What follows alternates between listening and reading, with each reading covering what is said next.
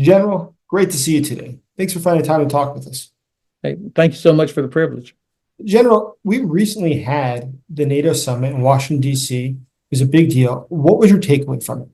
I think I had three takeaways, Jason. The first of all, of course, the main effort for every summit is for everybody to emerge uh, unified. That that's the secret sauce of NATO, is that there's never been a question that all the members of the alliance were committed to each other. And so even though each nation has various arguments with each other, there is the driving objective is cohesion. That's what makes it special. And I think they achieved that by and large, although Prime Minister Orban of Hungary departed early to go meet with former President Trump down in Mar-a-Lago. That was I think not only was it wrong, it was unhelpful as well. And then of course the second thing that detracts slightly, it was this cloud of President Biden's health, in the aftermath of the debate. Of course, no matter what you were talking about, that was uh, whether it was spoken or not, it was a constant thing. So that permeated almost everything I heard and listened to. The second main takeaway for me was Ukrainian President Zelensky was not surprised. They were not surprised that there was no invitation. I think this time the alliance and the United States and a couple of other countries had telegraphed months earlier that there was not going to be an invitation. So they weren't surprised at that, but that doesn't mean that they're okay with it, nor should anybody be okay with it. The fact that there was all this talk about we got to, irreversible was a word in the communique, irreversible momentum towards getting Ukraine membership, announcements about this new three-star headquarters in Wiesbaden that will be a NATO headquarters focused on delivering aid to Ukraine, and as well as long-term training and so on. So there were all these other things that were done, but those seemed almost like consolation prize is not the right word, but people are desperately looking for something that they can to give to Ukraine until we do get to membership. So that was unsatisfying. I think announcements about more air defense weapons and all this is all good, but even with that, so much emphasis on, hey, we're going to provide this many Patriots, we're going to do this, we're going to do this, but those are all about intercepting missiles. And General Breedlove has this wonderful metaphor. He said it is much better to kill the archer than to try and intercept all the arrows. So there was not a hint of any consideration of changing the, I think, very unhelpful U.S. policy about limiting Ukraine's ability to use long-range weapons against these bases inside Russia. Even after this terrible attack on the children's hospital in Kyiv, not a hint. So that was kind of the second takeaway. We're still not acting with any sort of clarity and decisiveness. And then the third takeaway for me was the absence of a strong strategic message that the alliance is committed to helping Ukraine defeat Russia. Because it's in the best interest of every single country in NATO that Ukraine defeats Russia. That's the best way to prevent NATO from getting into a direct conflict with Russia, is to help Ukraine defeat them in Ukraine.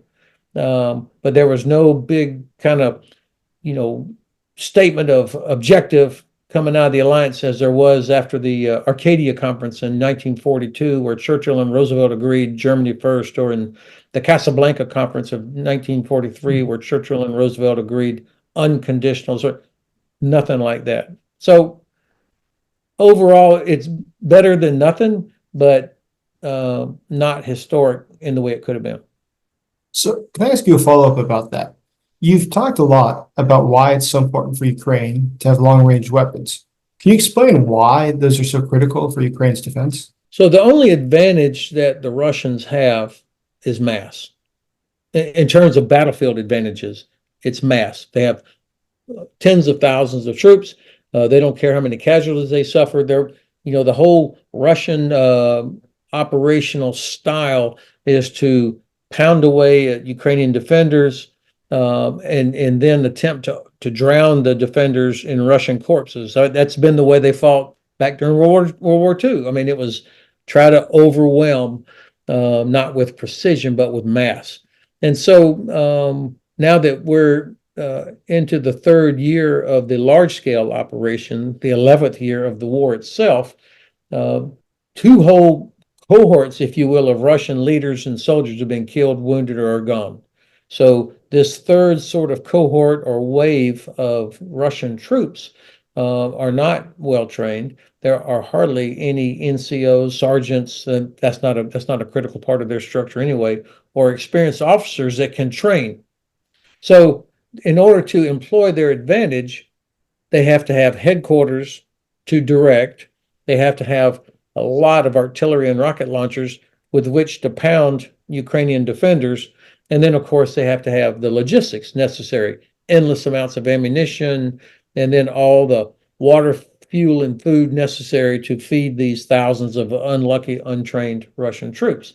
So I listened to General Cavoli about a year and a half ago talking about how you defeat mass. And he said you can defeat mass with precision if you have enough time. And you do that by targeting headquarters, logistics, and artillery. Because without those three things, then the mass is no longer an advantage. It's no longer effective. So giving the Ukrainians the ability to strike, because it's not hard to find the headquarters.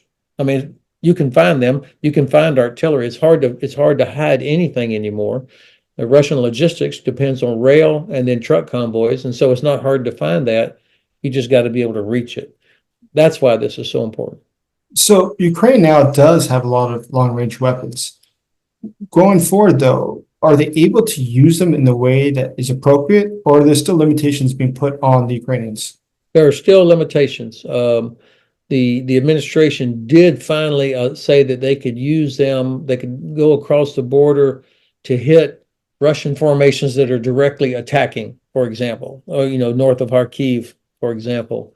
But they cannot use them to strike 200 or 300 kilometers into Russia, where there are airfields from which Russian aircraft are taking off, dropping glide bombs against Ukrainian cities. This, to me, there's no legal reason, moral reason, or operational reason why we would restrict that. This is another manifestation of the administration's excessive fear of Russian escalation.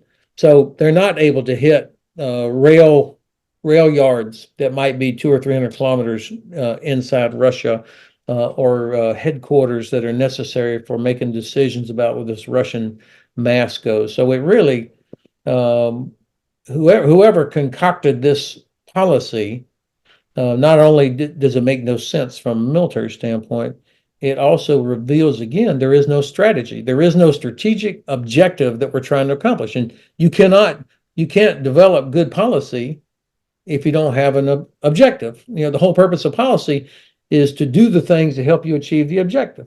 If there is no objective, then you're developing policy in search of a reason, or they end up having to try and justify it somehow, and that's why we are where we are. So would you make the argument and go so far as to say that the White House has not made the decision that it wants Ukraine to win? I think this is absolutely clear, that the White House not only has not made that decision, that I think it's not even the objective of the White House. They don't want it to be that. Obviously, they would love it if Russia would just surrender and go home and without having any chaos back in Russia. But they're not willing to do what's necessary to achieve that aim. And I think it is because they have an excessive fear that Russia might use a nuclear weapon somewhere. And there's a handful of people that really are driving this bad analysis. So it affects everything. And so you have to ask, well, then what is the objective? And I listened to Jake Sullivan the other day in Washington, D.C. at the NATO Summit Public Forum when he spoke on Thursday morning. And he said, we want to help Ukraine have the strongest possible position on the battlefield. I mean, what the hell does that mean? That's as close as it came to outlining a end state. Help them to be as strong as possible. To do what? And then I listened to another DOD official on Tuesday, and he kept talking about, we want to help Ukraine. We want to help Ukraine. This is not about Ukraine. This is about us. This is about the United States. It's about all of Europe, including Ukraine, about our strategic interests of defeating Russia. And Ukraine is happy to do all the work. They just need the tools and the commitment from us. And if we could do that, if we help Ukraine defeat Russia, that would also lead to the isolation of Iran, because Russia is Iran's only ally. So you isolate Iran, which has positive effects with the Hezbollah, Hamas, and Houthis, and it will isolate North Korea further. And it would also send a message to China of deterrence. But instead, all we want to do is help Ukraine have the strongest possible position on the battlefield. And it is a huge opportunity. And I think 10 or 20 years from now, people are going to be studying like, what the hell happened? How did we miss opportunity? And why did this fail like it is? So, General, where is this craziness, this fear of escalation coming from? What's your analysis? I think that there are several really good people, well-educated, well-intentioned, that have been that are in the Biden White House, that are the so-called Russia experts. And most of them were also the Russia experts during the Obama administration. And both administrations failed to appreciate or acknowledge who and what Russia is, that somehow you could deal with them, that you could have a reset, or, that they would be responsible international partners. Anybody that has ever read a little bit of history, looked at the map, and then studied what Russia does could never come to that conclusion. So I think there are too many people that have, for whatever reason, and this is not about patriotism or intelligence or how hard they work. It's just really bad analysis, and they've drawn the wrong conclusions from their own analysis of the history and of the facts on the ground, and also not listening to what Putin says. And so I think that's what drives it. Now, to be fair, the president, he's got half a century of political experience. He has said no World War III, no escalation. And so I think for him, and of course he has all the responsibility in the world on his shoulders. He is, I think, so concerned that this could somehow get out of hand and lead to a World War III that he's not willing to act decisively. And so that's why containment or escalation management has become the objective, even though in effect that really prolongs the war and guarantees that Russia will be in position to keep doing what they're doing. And the Chinese, of course, will look at this and say, okay, the U.S. can be blackmailed by just the threat of a tactical nuclear weapon, and the U.S. and their Western allies do not have the political will to stand up to Russia. And then this will feed the narrative that the U.S. is not a reliable partner. So the U.S. has this policy, but do you think that it makes the other NATO allies also have these policies that are restrictive? I mean, does the U.S. say, no, you cannot, France or Germany, do what you wish? You've got to play by our rules. I would say most European countries, particularly those who are closest to Russia, they're unrestricted. They are giving up all kinds of weapons and ammunition, and they say, hey, use them how you want to. Sweden and Finland have said that. And just last week, Prime Minister Starmer of UK said no restrictions on how Ukraine uses Storm Shadow. That was powerful. The only country that comes to mind that seems to kind of stay in the shadow of the U.S., of course, is Germany, where German Chancellor Scholz is as, or maybe even more concerned about Russian escalation. Plus, Scholz, as an SPD, Social Democrat in a coalition government, his left flank within his own party is really, really hard on on this. And so he's got his own internal political challenges, but I think in his heart of hearts also, even though Germany has stepped up and is doing a lot more now than they were even 6 months ago, the fact that they will not provide Taurus, a 500-kilometer precision weapon that would be very helpful for Ukraine doing the things we've talked about. This again, I think, is tied to his excessive fear of escalation, but he's able to kind of hide behind the U.S. in this. Some have said that if Ukraine tomorrow were to begin the liberation of Crimea, and it looked like things were going well, that some, including the White House, have worried that it could cause a collapse of the Russian army even, and that people would be running back to Moscow and the military would just be in disarray, and that nukes would be perhaps not used, but be on the loose, and it'd be unclear as to who was in charge of them. How realistic do you think that scenario is? Or do you think also it is that important that Ukraine liberate Crimea? I think, first of all, it's not a realistic scenario, but it's the one that is strikes fear in the hearts of some of the people we just talked about. And I would just say, what happened in after 1989? What happened to all the nuclear weapons as the Soviet Union began to come apart? Nothing. Nothing. Nobody lost control of them. In fact, they even gained control over the ones that Ukraine had. So I think this fear that there will be some kind of chaos is not substantiated with the evidence or analysis of what's happened in the past or what might happen in the future. Now, I'm not naive. If there's a transition in Russia, it won't be smooth like the one the UK just went through, 2 weeks ago. But that doesn't mean that the nuclear weapons somebody's going to lose control of them, because it didn't happen last time. And last time we were not even prepared. I haven't met a person yet who in 1988 said, I think next year's the year the Soviet Union is going to collapse. So we should be planning for the possibility. I'm not talking about regime change with us being involved, but we should not be scared of it. We should plan for it and be thinking about, okay, who has the nukes? Who has all the zillions of dollars, euros, ruble? Who controls the oil and gas infrastructure? Thinking about those things. And of course, there'll be refugees heading out of there. And I would imagine there would be some conflict. The Chechens may say, okay, now's our chance, finally. Of course, that could possibly happen. But that's not a reason not to help Ukraine defeat Russia.